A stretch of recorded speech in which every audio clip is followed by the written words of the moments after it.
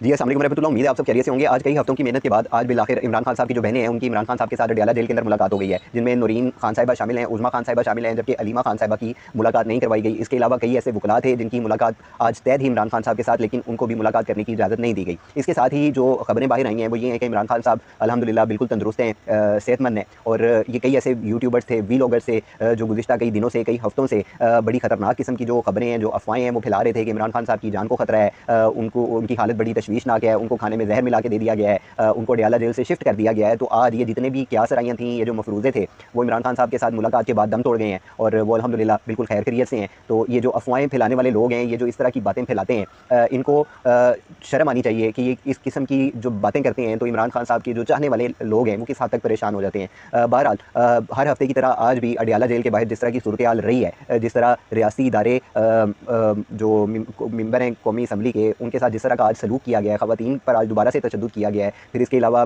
शाहिद डोगर साहब हैं, उनको तशद्दुद का निशाना बनाया गया, उनके कपड़े फाड़ दिए गए। फिर सुहेल अफरीदी साहब हैं, उन पे तशद्दुद किया गया। इसके अलावा खालिद खुर्शीद साहब थे, उनको धक्के मारे गए। और जो ख़वातीन मुलाकात के लिए गई हुई थी उनके साथ भी उनको भी हरासा किया गया। तो ये एक ऐसा मामूल बन चुका है जो पिछले 3 साल से हम देखते आ रहे हैं। खा पाकिस्तान की किसी भी जगह पर, पंजाब में कोई भी एहतजाज हो, कोई भी गैदरिंग हो, तो उसके ऊपर पुलिस का जो बर्ताव होता था वो बिल्कुल ऐसा ही होता था जैसा आज हमने अडयाला जेल के बाहर देखा है। तो इसके अलावा जो आप कह लें कि आलिया हमज़ा मलिक साहब हैं, उन्होंने कल पिंडी के अंदर एक शानदार रैली प्लान की और उन्होंने उस रैली की खुद उसको लीड किया। और वो ऐसी एक खातून साबित हुई हैं जो बार बार हिरासत में जाने के बावजूद, उन पर तशद्दुद भी हुआ, उसके बावजूद वो इमरान खान के साथ, उसकी आइडियोलॉजी के साथ खड़ी हैं। और जिस तरह इमरान खान साहब की पार्टी के साथ, तहरीक इंसाफ के साथ जो सलूक किया गया है और जो अब तक जारी है, जिस तरह क्रश कर दिया गया है, उसके बावजूद इस वक्त पंजाब में आलिया हमज़ा मलिक साहिबा ने जिस तरह उनके नज़रिए को फॉलो किया है और जिस तरह वो लेकर चल रही हैं, तो वो खिराज तहसीन की मुस्तहिक हैं। तो ये जो आजकल जिस तरह के हालात हैं, पाक भारत कशीदगी चल रही है और एक